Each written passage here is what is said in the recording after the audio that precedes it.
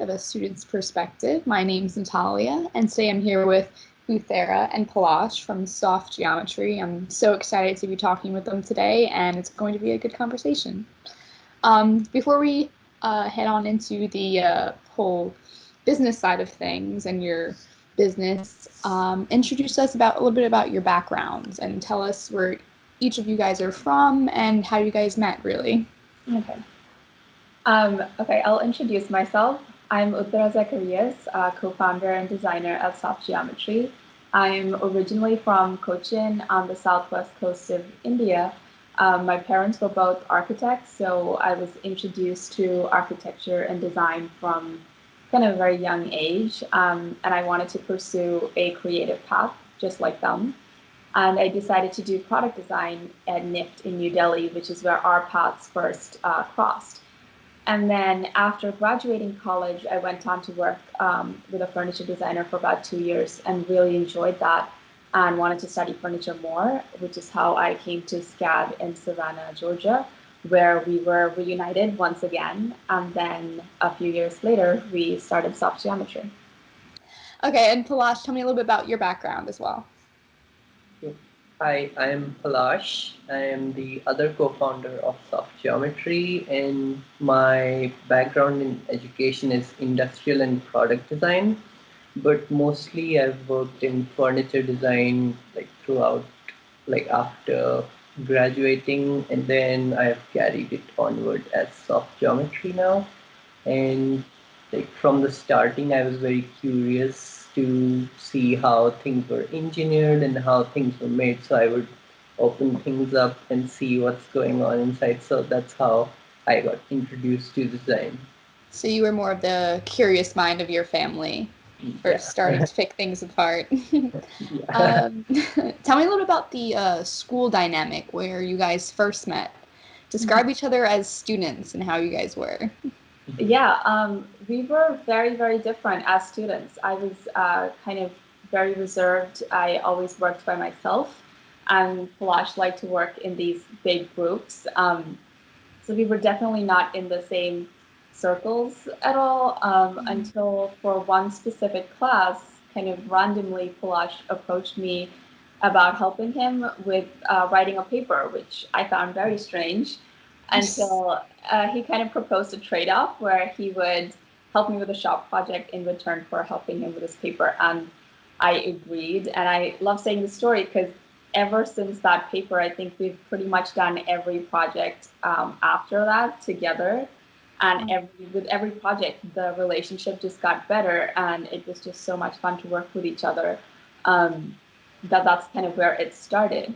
Yeah, it's like, how can you walk away from something you know that was working so well in a sense? Right. Yeah, our personalities were just so different, but still it was so much opposites that it just really fit together. Yeah, like they say those opposites attract, and it's kind of true when speaking. Yeah, and even afterwards, when we came to after we graduated college, we continued to consult each other, even when we were working at different parts of the country. And then we applied to grad school together. And finally, when we got to SCAD, we were kind of, first of all, so lucky. We felt really lucky to be having that grad school experience at all. And we wanted to make the most of it. So we decided that we would also learn each other's courses, in addition to our own. So I would do all Palash's industrial design courses, and he would work on all of my furniture projects with me. So it's kind of like 2 courses for the price. Yeah, it's like a dual master's in a sense that you guys kind of dedicated yourselves to. Did you guys always know you wanted a master's degree? We thought about it in our undergrad just because the course was so broad in our undergrad. It was introduction to packaging design, bags, accessories, jewelry, but not really getting into the details of or your specific niche. Right. Yeah, so after doing undergrad, we kind of felt like we needed to learn more about a specific thing. Right. That's so awesome, and SCAD is a great school for that, I believe. They offer a lot of different unique roles. So tell me, so one was product design and one was furniture design? Yeah, industrial and furniture. Industrial and furniture. That's awesome. How was that transition to SCAD? Coming from, especially coming from so far away. Yeah, it was, and it was so exciting. Looking back, I feel like I should have been more scared, but really I was so excited. And the reason that maybe I wasn't that scared was because I knew that I would know Palash there, and our whole experience together and kind of going through both our courses as friends and also as kind of like working partners really made it a fantastic experience. And also, of course, you know, SCAD was a really great school, and they kind of provided us with everything that we didn't have in the undergrad level. So we really got to experiment and explore and build things and kind of really dive deep into these things that we always wanted to try out. Right. So how invaluable, like looking back on it now, would you say it was that you guys both picked up on each other's majors? Like, I think that was like such a, because I take note of that, especially even in design school, like when people start to pay attention to what other people are learning about, just to have that curious mindset, I think it almost helps them in the long run. Just, I feel like as much knowledge you can absorb is the better. So I was just curious. It absolutely was. It was completely invaluable that we did that. And I think that all of our projects, his project and my projects, were better because we both worked on them together. It was because we always could bounce off our ideas and we were always really honest with our critique of each other's work. So I knew that if I showed a sketch that he didn't like, he would just tell me Straight up. flat out. And you know, you don't always have that with a lot of your peers because you don't want to hurt their feelings.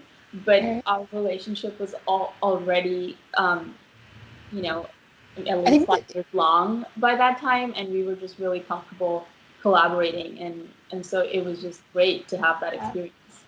that's so funny you say that because I kind of forget like how close you truly get with your student peers. Yeah. They really see us kind of at our worst, I feel like, you know, in at 5 a.m.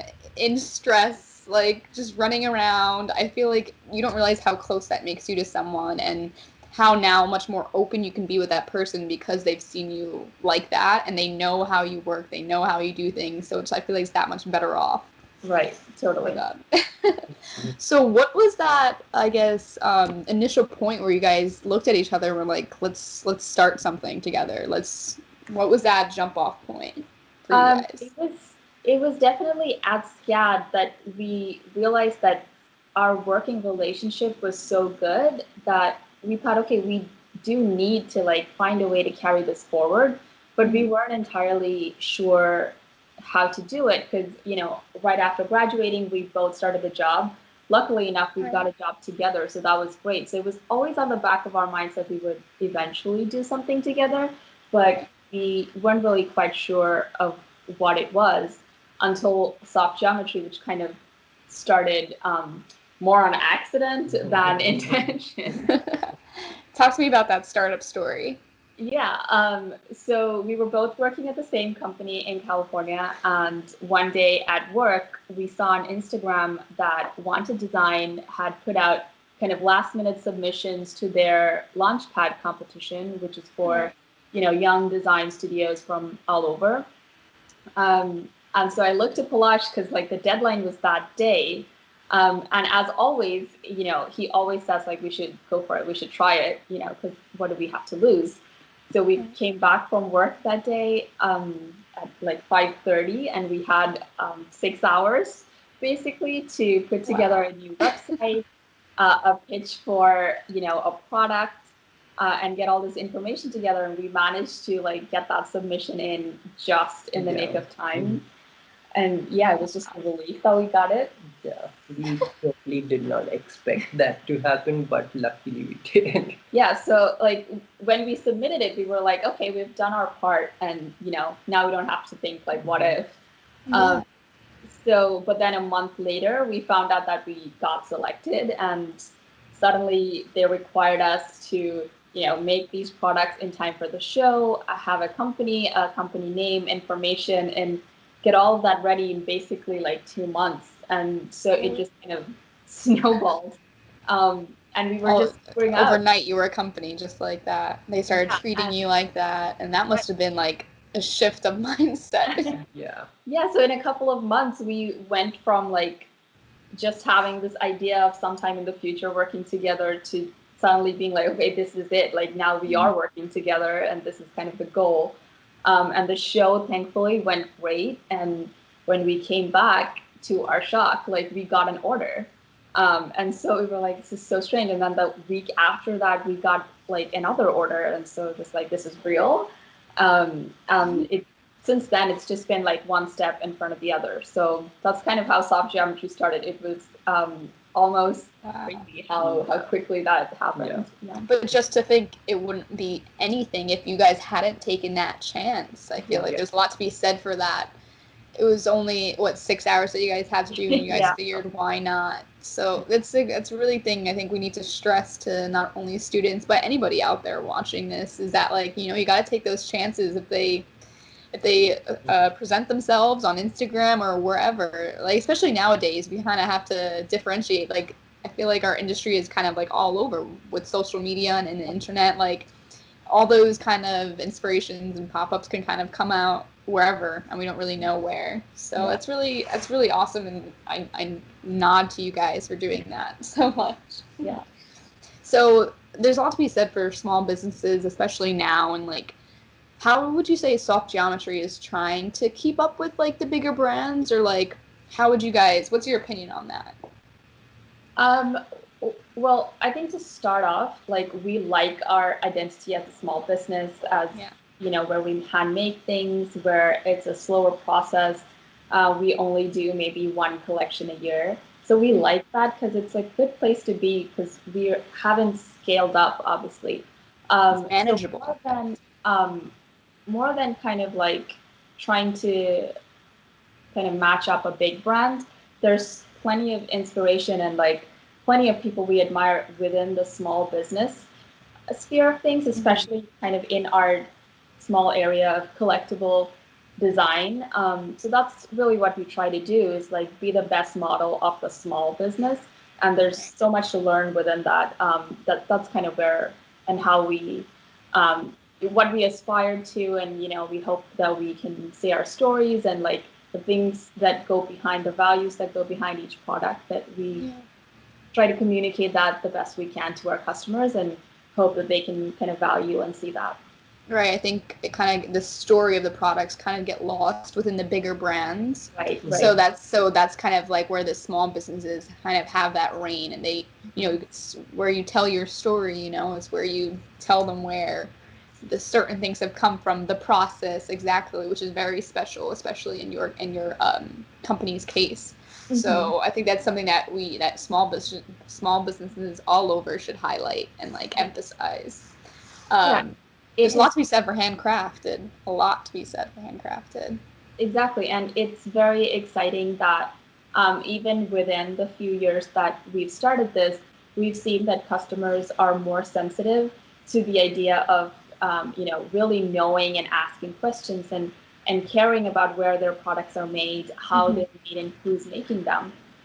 It's no longer just like buying something off a shelf, at least within our space, and that's really exciting for us, because that's really what we want to see. Yeah. You're staying true to yourselves in the process, and you're trying to share that with other people. I think when people start to understand where things come from, where they start to see where things are, how they're made, they understand it better, and that's only going to incline them more to your product, I feel like.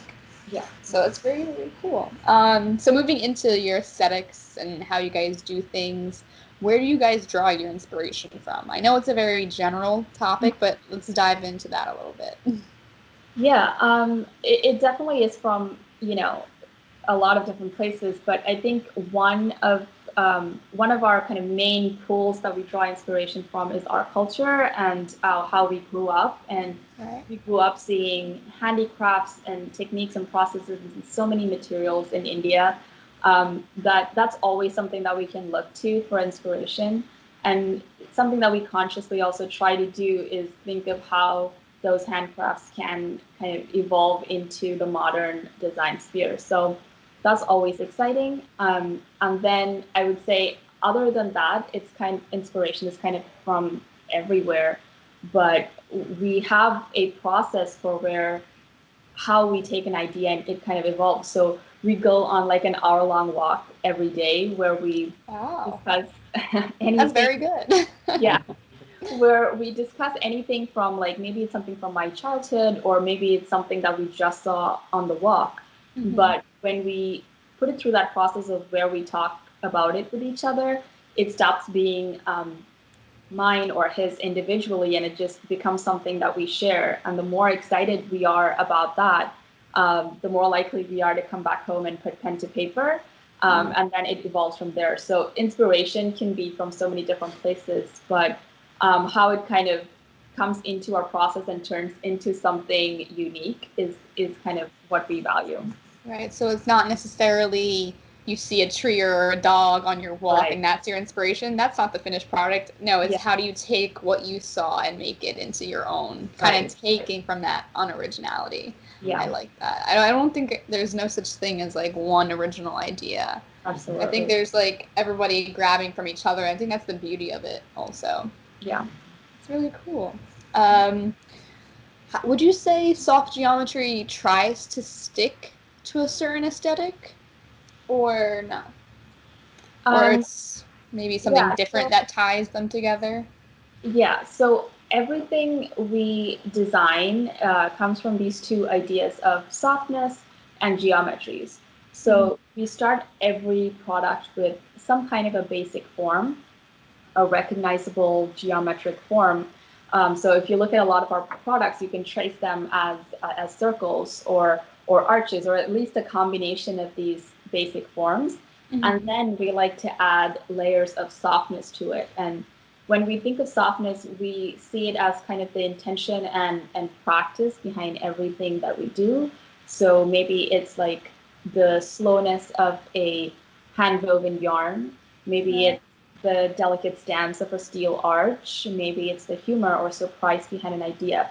So we're always redefining what softness can be and finding new ways to do that.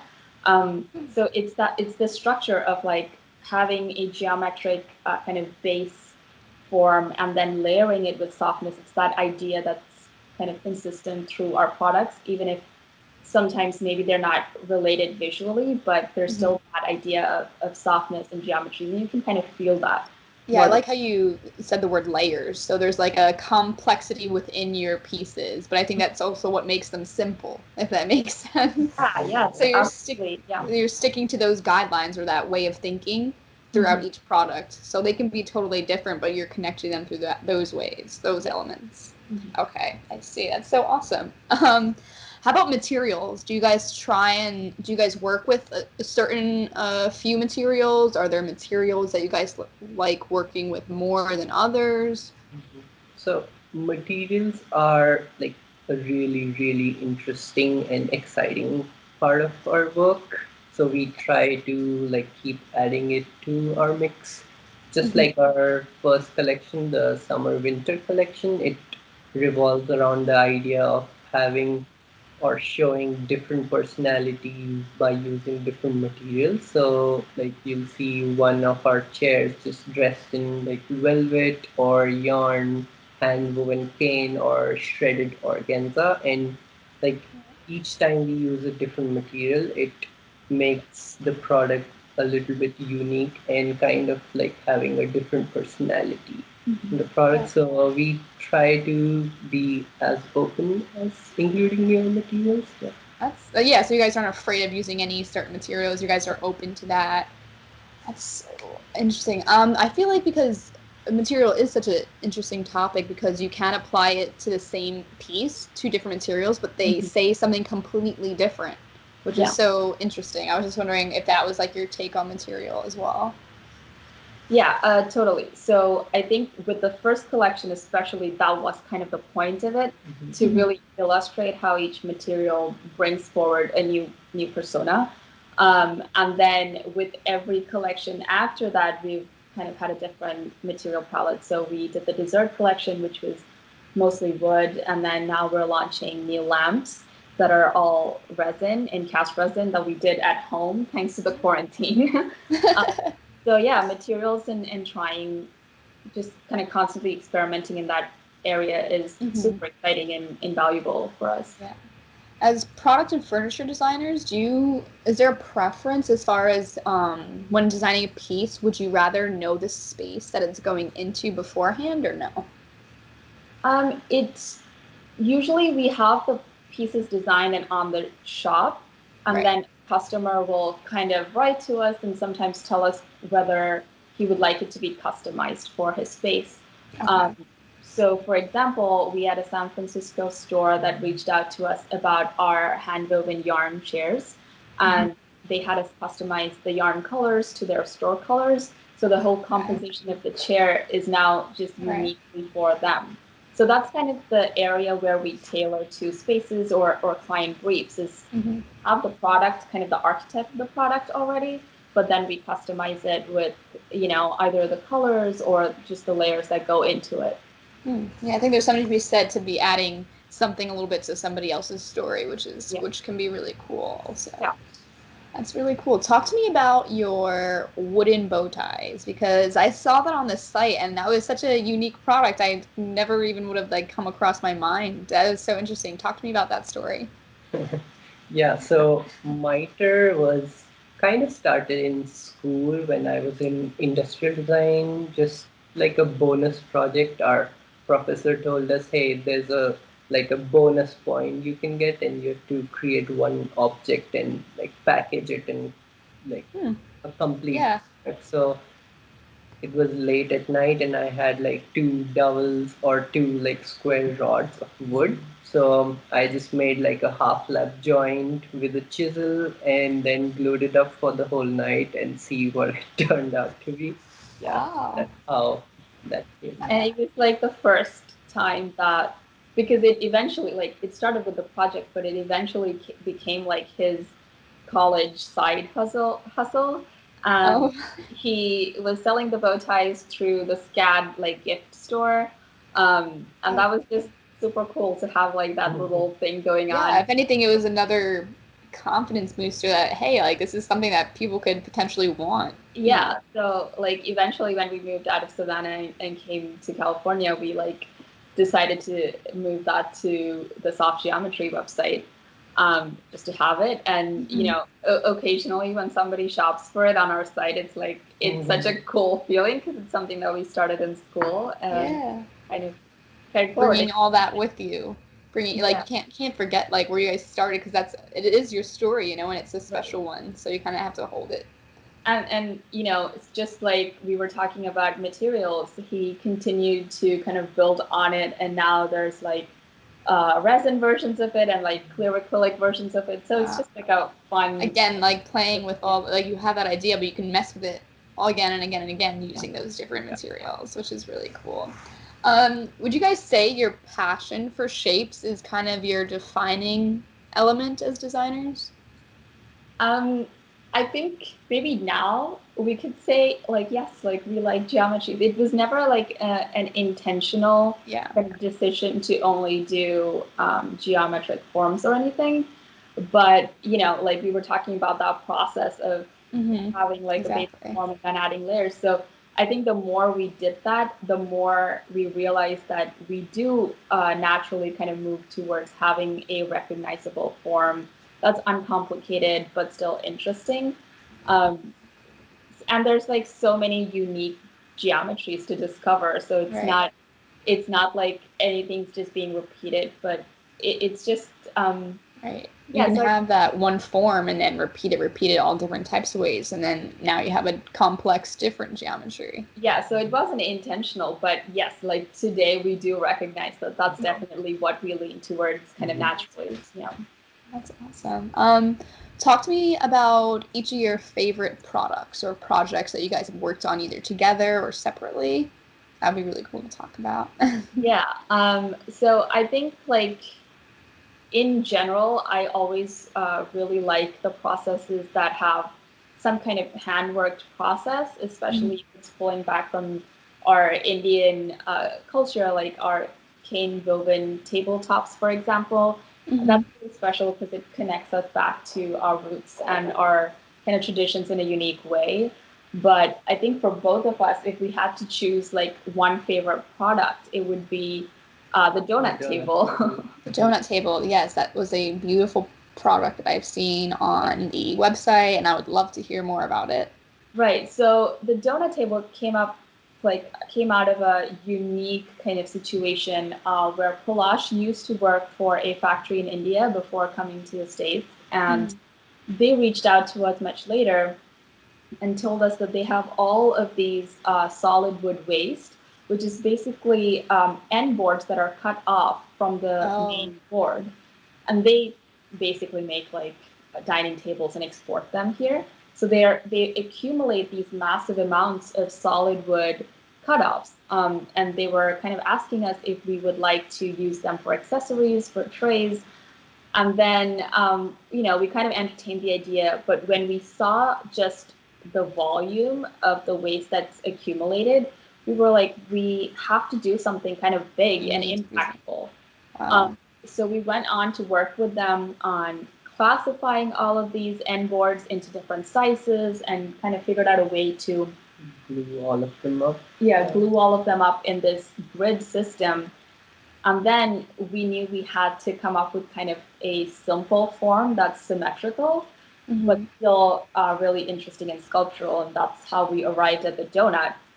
To their credit, they did not freak out when we had the idea for creating this like 200-pound wood donut. And we really worked with their team on engineering it and getting it to the final product. And it's just such a beautiful form when it comes out of the CNC after being carved. Yeah. And it can continuously use pieces that are cut off even from the form for the next one. So it has this really beautiful, yes, exactly. You guys can look at this finished beautiful product and realize, wow, this was just a lump of unused wood just before you guys actually found a purpose for it. And I think that's wonderful, especially in today's times.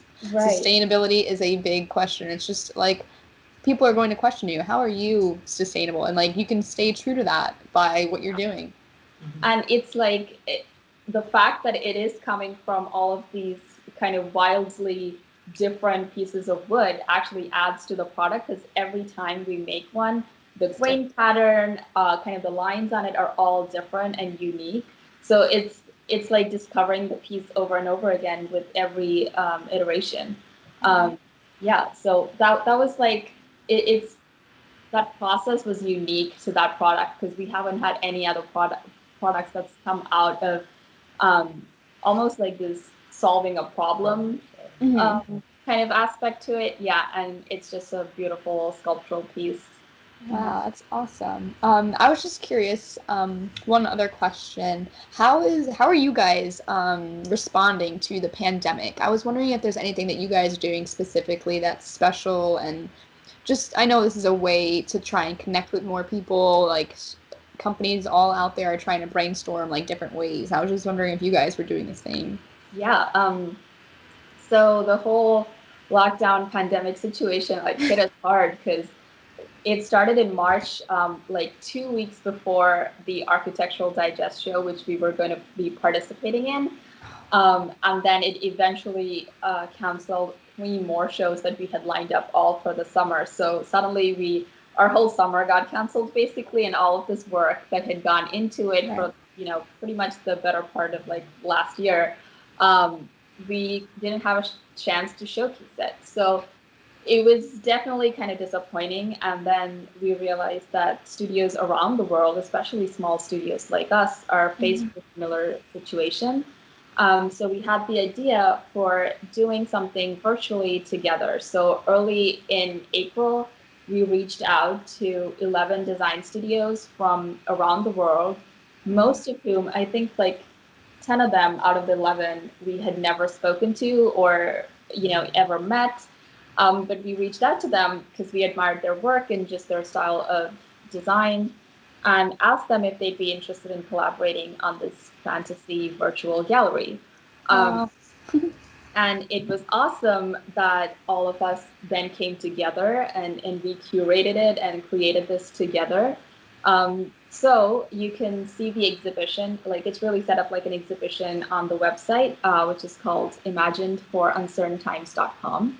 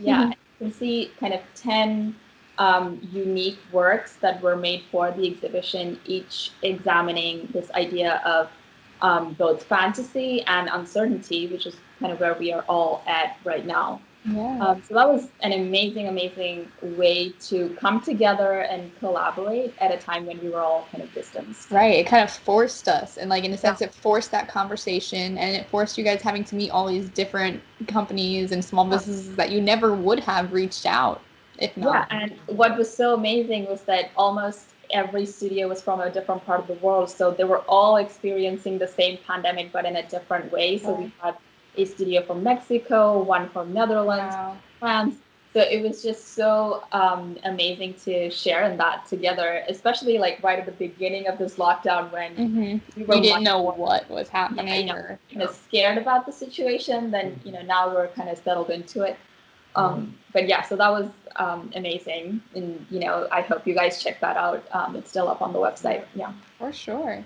It was amazing to work with all the people from around the world, especially because everyone was in a different time phase. So we were almost like working 24 hours. Yeah.